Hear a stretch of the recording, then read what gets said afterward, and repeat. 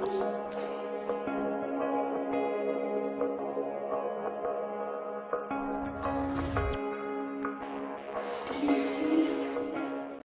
going on, guys? It's Dan here. Welcome to another DanQ review. Once again, it's the Supershow back from, well, basically whenever a review builds up and I lose time or whatever, I like to put them all in one video. So that's what happened again this time. So like any Supershow, any point you want to skip a certain title, you don't want to see a certain review, go ahead and click the links underneath me, and they will take you to the start of whatever review you want to see. So go ahead and do that, or you can just let it play out as is. And yeah, you can go from there. So first game on the lineup, I'm going to try and get through this as fast as I can because I don't know how much battery my camera was. Me being stupid, forgot to charge it, and I really don't have time because it's really late right now and I don't have more time. I hate it when I don't finish unwrapping a game. I don't have the time to do it any other time. Anyway, so the first game we're starting off with is Resident Evil 6. You know what? Let's get right into Resident Evil 6 with the summary because I kind of want to, quicken this up a bit. Alright, so Resident Evil 6 is available on Xbox 360, PlayStation 3, and the PC. It is a third-person shooter. Obviously, the survival horror aspect is pretty much gone, but that's to be expected. Developed and published by Capcom. Okay, hold on. Okay, so Resident Evil 6. Oh my goodness. Alright, I'm sure you guys have, I'm sure some of you watched or followed me during the times of Resident Evil, that's right. Okay. Resident Evil Operation Raccoon City. One of the most insulting games to the franchise I've ever played. And I'm sure a lot of you have already played too, but that was a horrible game. So basically, this released early in the year. I believe that was a March game. No, it wasn't. I don't know when that was. I forget. Maybe it was March, April, or June or something. I can't remember. May. Maybe May. I think it was May. I don't know. Regardless, this game, releasing in October, of course, had to kind of save Resident Evil. That game gave it a middle finger. Did it? Some people say yes. Some people say no. For a lot of different reasons. I'm going to jump right into it and what I think is important about Resident Evil 6. In terms of gameplay and style and story, that sort of thing. Okay, so what do I overall feel? Well, no. Why am I jumping to the end of the review? Rewind it. So anyway, how do I really feel about this? Graphics, I don't want to put graphics into play because graphics don't really make a difference on a game unless you're playing them on PC. You know what I mean? Because it all depends, right? So graphics aren't really a factor anymore. So I'd like to skip that aspect. Now, one of the best things I wanted to note about this is the longevity, okay? This game is flippin' long, okay? Now, I'm sure a lot of you noticed the recent format change, I guess you could say for me, where I basically increased the length of my videos from the previous 15-minute average to the now 25 to 30-minute average. So now all my videos are 20 to 30 minutes long so that you guys don't get spammed as much, that sort of thing, right? Even with me changing to this format, the entire thing was 53 parts, which normally if we got rid of all that extra 15 minutes on each one, 15 minutes and pretty much double it, right? So we'd be sitting at like 80 to 90 parts or whatever the case would be, maybe even close to 100. But that was gameplay. Yes, there was some screw-ups. Yes, of course, it's me, Dan. I always screw up.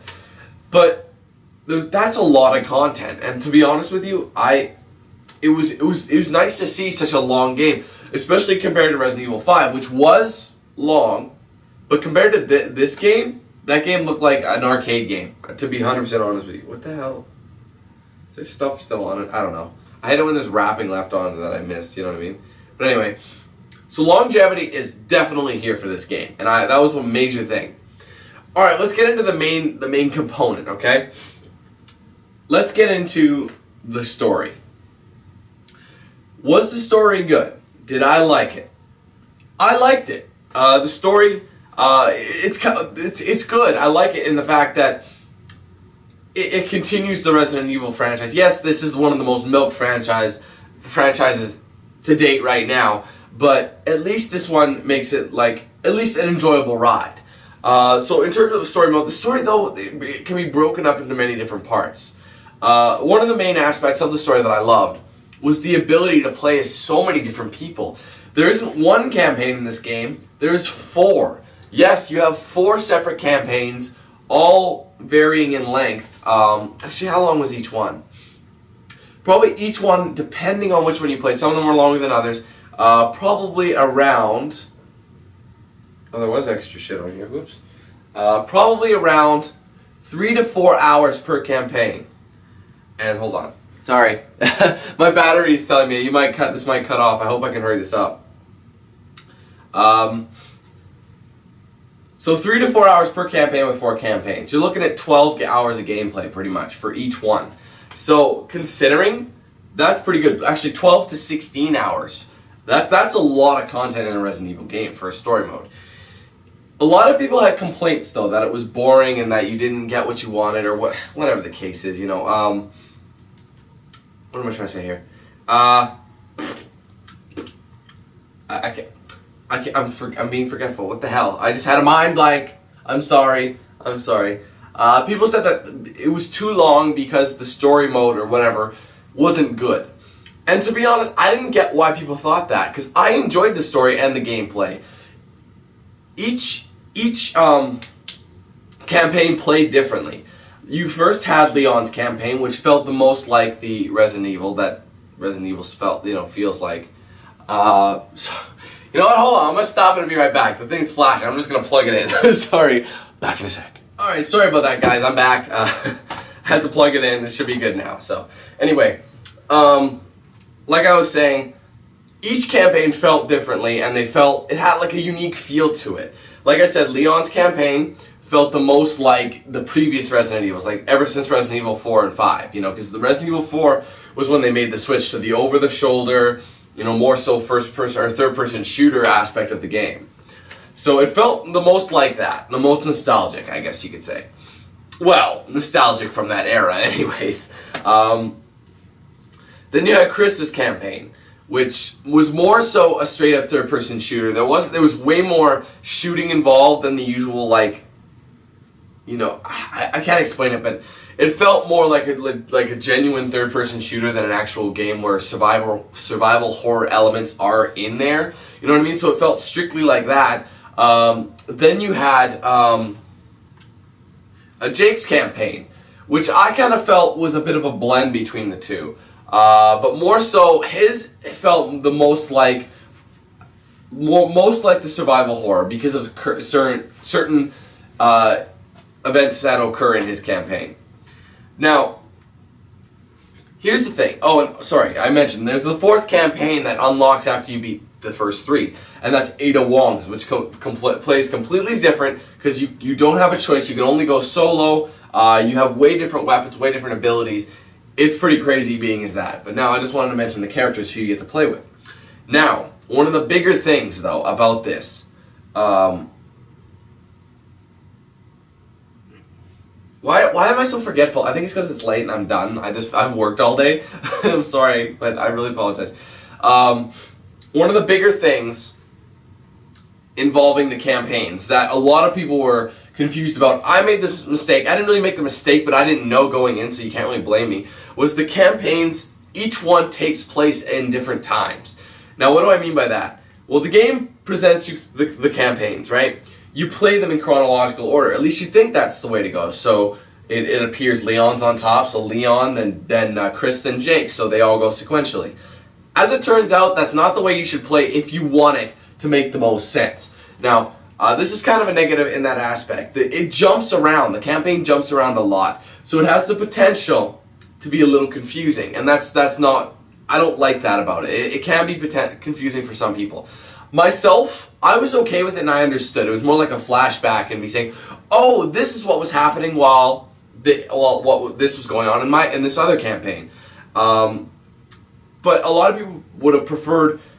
I think it would have made more sense, instead of splitting the campaigns, putting one giant campaign and switching between the characters as you go. You know what I mean? I know that would make it a little bit weird, but I think that'd be better. That way you can get the full chronological thing. Because like the first level of Leon's campaign takes place after like 3 chapters from Jake's and Chris campaigns. So it's kind of funny because all this stuff happens in 2012 in the game, and then Leon's campaign takes place like in 2013 in July or June when everyone else's campaign ends. So it's kind of funny how they space it together. But the way they do it, though, you have to jump from campaign to campaign. So like you do one chapter of, or you do 2 chapters of Chris, 2 chapters of Jake, and then you do 1 chapter of Leon or something. And then you go to chapter 3. It's crazy. To make the most sense, they have a sequential order, the best one to play in. On the internet that I didn't know about, so I just played chronologically. It's kind of annoying that they did that. They didn't tell you that was the best way to play it, but they release it later, or someone else had to find that out.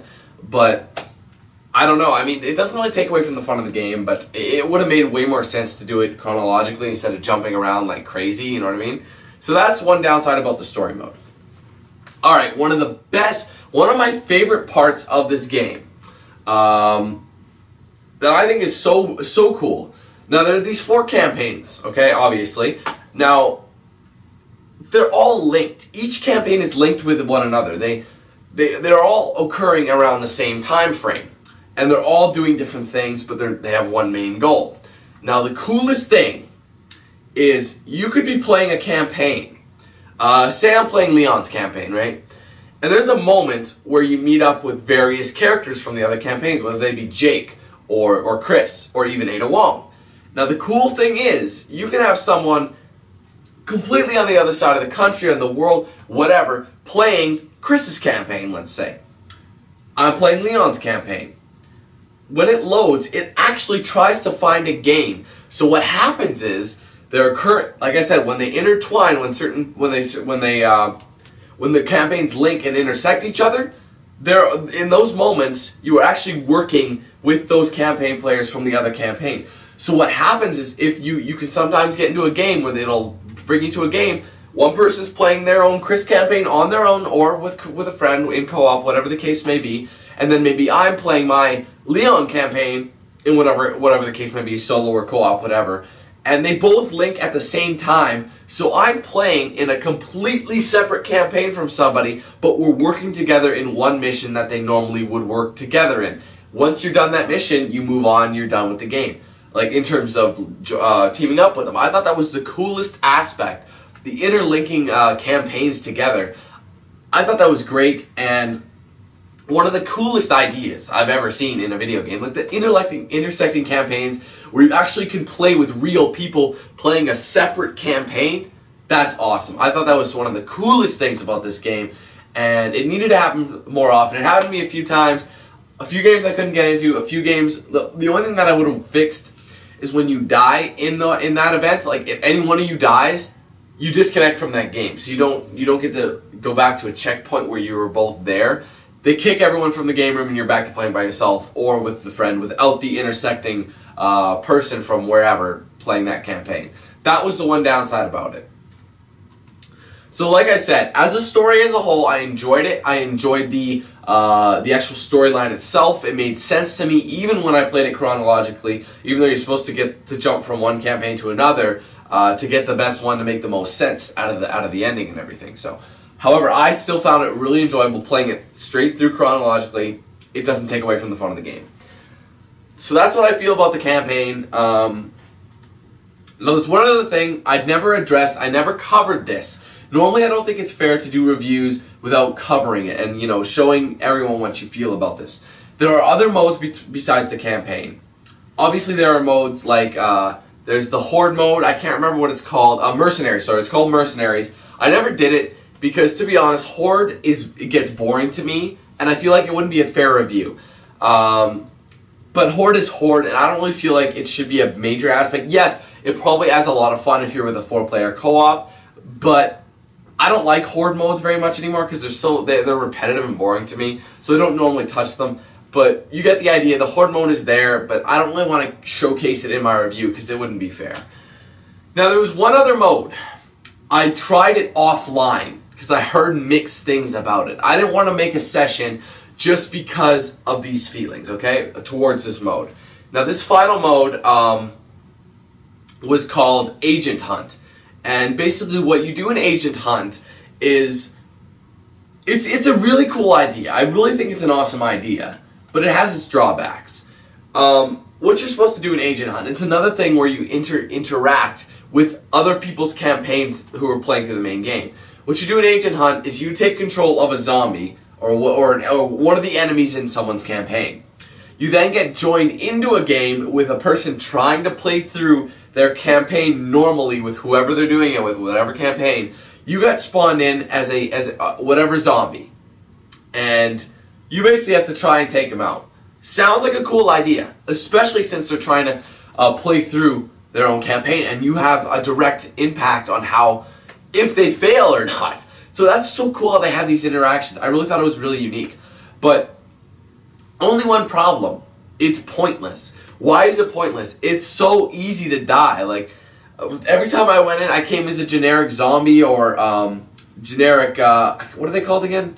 In Sigri or whatever the ones, or oh no, in this game they're called Joavos. The Joavos, yeah. It can be the Joavos or the regular zombies or those other infected guys in Jake's campaign. Whatever the case was, that you're a generic enemy. Easy to die.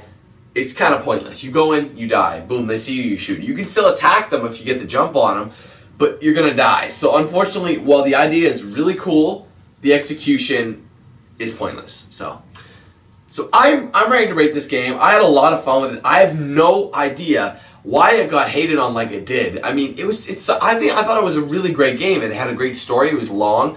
It was interactive, and I played it solo. It would have been way more fun co-op. Yet I had a lot of fun by myself. I mean, games like that are, hard to come by. And I know people are going to be like, damn, why are you rating it like this? It's what I feel. I mean, I don't get why the game was held in such poor regard. I mean, I understand that people are upset that the Resident Evil franchise isn't what it used to be in terms of survival horror, but it hasn't been like that for years. I mean, they made that change in 2004. People seem to like Resident Evil 4. Was it 2004? Yeah, in 2004 released Resident Evil 4. They loved that game. Resident Evil 5 came out in 2009. A lot of people love that game. Not everyone, but I liked Resident Evil 5. Yet these people had problems with it, and then this game all of a sudden, this game is strayed away from the survival horror genre. They did that in 2004, people. Come on. If that's not a valid excuse to really hate on a game, base it on what it is now. Survival horror is pretty much done. Like, if you really follow the storyline of Resident Evil, the Outbreak has covered the entire world by now. What's the point of surviving in horror? I mean, it's pretty much just sort of gunning, like killing everything. There's not like zombies here and there. Yes, there is, but not like it was in the older games where it was just starting to with the Outbreak. Do you know what I mean? So that is an unfair way of reviewing it. So I think out of all that, despite some negativity, I'd say the positive outweighs it. So I'm going to give Resident Evil 6 an 8 out of 10. Despite what people say about this game, I saw reviews like low as 4 and 5, 3 even. I saw one that said 1. Give me a break. This game is really fun. I mean, if you guys don't mind the fact that they switched over from a survival horror to third-person shooter, what has it been now? 8 years ago? I'm sure you'd be fine with this. I mean, if you liked Resident Evil 4, you like Resident Evil 5, you're going to love this one. The fact that they have 4 campaigns in it is a good idea. The intersecting campaigns is brilliant. I thought it was so entertaining. Capcom, for once, did a good job. I shouldn't say for once, but it's nice to have played a game that was good next to when you're looking it up to Operation Raccoon City, which sucked the big time. I'm glad they released something that was decently good. Good. It was good. I don't know why I'm saying decent. 8 out of 10 is a great score. So I do recommend this game. This is recommended by me, and I won't recommend a game if I really don't think you're going to enjoy it. I did. I think you guys are going to like this game. I recommend it. 8 out of 10. Give it a chance. Trust me, give it a chance. You may be surprised. Okay. Next title. Just came out, just finished. Actually, I don't know why I say that. Anyway, next title, Dishonored. Let's get right into the summary, because I want to keep these shorter, because there's a lot to do. A lot I have to do. Whoa, excuse me. Alright, Dishonored is available on PS3, Xbox 360, and the PC. It is a action-adventure and stealth game. Finally we had a good stealth game. Well, a stealth game in general. It is developed by Arcane Studios and published by Bethesda Softworks, or just Bethesda. Oh, cool. My Resident Evil fell on the floor. I'll just throw it on my bed. Thank you. Okay, Dishonored. This game apparently won however many, 20? I can't read it, sorry. I can't read it, that's bad. I think it says 50. I'm sorry, I don't have my glasses on. I don't like to wear them while I record. Anyway, over 50 awards at E3, which no one saw because Bethesda hid it from everybody. But I'm not upset over that. Dishonored, I didn't know too much about it. I knew it was a stealth game. I knew you were claiming or taking revenge on something. It was revenge driven, and but other than that, I didn't know a whole lot about it. Now, this game, okay, a lot of people have said stealth is dead. This game brings that fact, like, just kills it, okay? This game changes that. What do I have to say about this, Dishonored? Really, I don't know what I can really say about it in terms of, there's so much I want to say about it, but there's so little. Does that make sense? Like, so much I could go on forever about it. Now, let me explain myself. This game, okay, for number one, I really like the art style. I'm going to throw that out there because the art style was a little different. It felt like, it kind of looked like Half-Life, actually. I think it was run on a similar engine. But I like the art style of this game. Visually, it looked neat. It wasn't super realistic, but it wasn't cartoony. It was nice in the middle. I enjoyed that. Okay, I got that out of the way. What do I feel about the gameplay? The gameplay of this game is so, like, some of the best, oh my god, it's awesome. Some of the best gameplay I've played in a long time. If you guys know me, I loved the Splinter Cell titles. One of my favorite series ever, okay? And this game is, like, I'm, okay, I'm all flustered here. Splinter Cell basically gave me a love for stealth games. And the fact that they were dying out really upset me because I love the fact that you don't have to go in guns blazing. You can use a stealth, like a silent method, a quiet method, an alternate route to achieve your goal without causing the world to blow up. So basically, this game, that's just it though. You don't have to like stealth to play this game and enjoy it. What do I mean? This game gives you a set goal, okay? I have to go kill this guy. Now, I can go in, guns a-blazing, killing everyone with my sword, shooting them with my pistol, shooting them with my crossbow, beating the shit out of them, anything, melee, whatever. Or, I could maybe stealth it up. I can climb onto the rooftops and get into a window. Or, I can go down into the sewers, crawl through the sewer and come out from the bottom. Or, I can go right in the front door, hiding cover to cover, using, knocking out enemies, whatever the case may be, and just going about that way. There's so many different ways you can obtain your goal. However, whatever kind of challenge you want, this game will give it to you. Because you could just be like, oh, I hate stealth. You don't have to use your stealth. Go in guns blazing, shoot everyone you could see. Or you can do what I would try to do anyway, and go stealth and try and go the sneaky approach and solve it that way. This game is awesome for that. Like, I mean, each level is so unique. There's so much you can do in it. This game has some laughs in it, believe it or not. But one of my favorite levels, I'm going to mention it. You have to, your target is essentially a lady, I guess, lady whatever. And there's basically the whole idea behind it was there were three sisters known as Lady, what was her last name? Lady, I can't remember. But basically they all went by just Lady and not their first name. You didn't know your target's name. You knew that they were involved in this murder of blah, blah, blah. I'm not going to explain anything too much, but you had to kill her, okay? The three sisters hosted a mask party, okay? So, you, having already donned a nice creepy mask, easily slipped in by just scooping up an invitation. Now, you can infiltrate the place any way you want to. I went in the stealth way, of course, but the cool thing about it was, this was one of those ones where you're hidden in plain sight. I love that. You're at this party, everyone's got a unique mask on, you for once don't have to stealth it up, like yes you do, but you gotta be subtle about it. You can walk amongst the party and like confront your problems head on, but still being hidden. If that makes sense, what I'm really talking about here.